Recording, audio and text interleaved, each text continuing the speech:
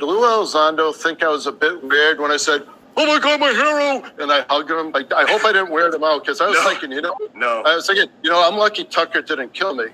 No, you'd be surprised, Jim. We see a lot around the world when we go on our different events. And has it had an impact on your relationship with your friends and family? Because I know you guys, at one point or another, you're doing a lot of travel. Just right now, we're off to Jersey. Well, you see, Jim, okay, yes, we understand we're going to talk, but you see, now we're going to D.C., and then something came up, so I have to help Lou out because he has to go to the Middle East, and I have to watch over him there. So you've got travel all over the freaking world, and it's like, it's insane. And, and for God's sakes, I can write an article on that. And some of us out there may not understand why people would be against the disclosure movement, or people protecting whistleblowers. Like, why not live and let live? And why go after you? Like, what's in it for them? I think some of them, it is a personal vendetta. All ships rise with the tide. You know what I mean? We all need to be. We're all on this together. We're in this crazy UAP community together, and we have a lot of amazing individuals, a lot of brilliant people. I think at the end of the day, we just really do need to drive that in, that unity, that camaraderie, that banter, and we need to be on the same page, a level playing field. I may not be right. Jim may not be right. So-and-so over here may not be right, but we can agree to disagree. We have these things that we know, these common interests and these end goals. Why can't we just push that to the side and push forward? You know what I mean? We're better than that. And so I think, like you say, I think some people are just, they have that ego, and they're like, I want to take them down because I don't believe in them, and I don't want them to be right. And that's the only thing. But I can't make sense of it. I can multitask, but I need to really concentrate on, like I say, on the security events and on the things, because it's not just a job at the end of the day. I got lives in my hands, and that's the kicker. I didn't care about my job, but I love to help people.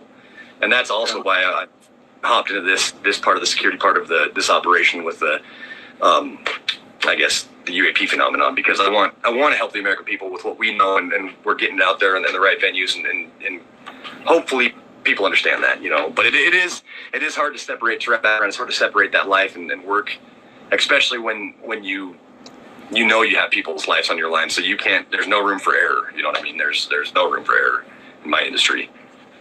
How does that mesh with threats? Do you see these threats as a general trend coming from, let's call it, clandestine or offline or rogue sections of the government, dark sections of the military-industrial complex? Or do you see it coming from just people that are misguided, confused, and they really need some psychiatric help? And that's not meant as a dig or insult towards people. And then there's other people that are just malicious and jerks. Yep. So where do you see these threats coming from at whistleblowers or other people as far as the UAP community and phenomena is concerned? So I got to be very careful on the way I speak on these things, but there is some internally government compartmentalized that I do see. I guess people, I would say, like I say, this is the way I first see it, misinforming the American people and divulging incorrect facts that are going to spin a web of, nonsense, in my opinion. But there is, unfortunately, also, Jim, a lot of people that might not be so mentally sane and have some chemical imbalances in their brain, and that's why they do, and they truly believe that this is, their story they spin is the truth, and that we're out there just giving information that's made up and trying to spin it to a different direction. And then you also do have the vindictive ones that don't agree with what we're doing, and they don't want us around. It's a rhetorical question, but some of us out there may not understand why people would be against the disclosure movement. Why go after you? Like, what's in it for them? I think some of them, it is a personal vendetta, and it's a target, and they think that, because these days, we're living in weird times. We really are, Jim. There's the moral compass, in my opinion, has went to the wayside. Nobody does, I always tell my boys, I say, if you follow the 10 Commandments in the Constitution, you're going to be pretty safe. You ain't going to, there's no room for error. And these days, I've seen personally some very vicious people, and I think that like Ty was saying earlier, all ships rise with the tide. You know what I mean? We all need to be. We're all on this together. We're in this crazy UAP community together. At the end of the day, if they're disgruntled and mad, it's their own dang fault. You know what I mean? Yeah, an adversary or a target, and you don't like the way that looks. Maybe they got something up their sleeve. Maybe it looks like they're gonna lunge at whoever you might be protecting or guarding. Tucker, do they fit a general type of profile, and does that jive along with their jealous and or malicious, or it's not that black and white? I mean, that's almost like profiling, so I guess you can't say that. Yeah. But in a sense,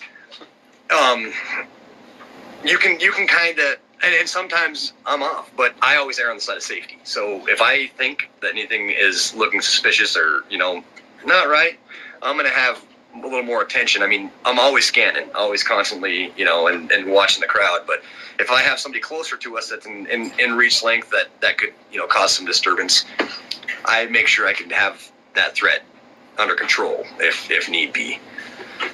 So it's, but to come back to that, I guess, yes and no, because when I'm looking at, the problem children, I call them, because there's always somebody that's going to cause a problem. Yeah. They always do have kind of the same pattern, I guess, on things that they do, and it's just body language. You can watch somebody, you can tell when they're nervous, you can tell when they're shifty, when they're kind of, there's something going on. And sometimes in different aspects to it, you can't always judge by that because you're around people that are of importance, you know what I mean? So sometimes people are like you, when you first came on, you said, "Oh my God, Lou," and so yeah. I can usually judge just between that, and so you can tell if somebody's excited or if somebody's like, ill will or has bad intentions and wanting to. I was thinking my lucky stars afterwards that you didn't snap my neck in half. I was like, geez, that wasn't a very smart thing to do. Yeah.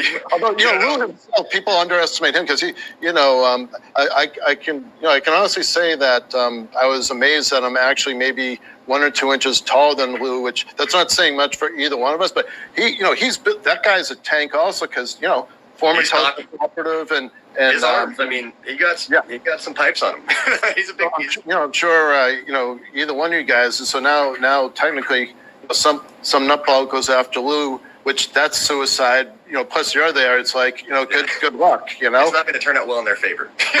Yeah. That's all yeah. So me and him have a weird thing. So we're on the same page, and so we hang out enough, I guess, and work enough together. So when something's a little, not right and something's out of place, we both kind of look at each other and we're both tracking at all times. We don't even got to say nothing, you know what I mean? We don't even got to do our cues or anything. We're on the same page. So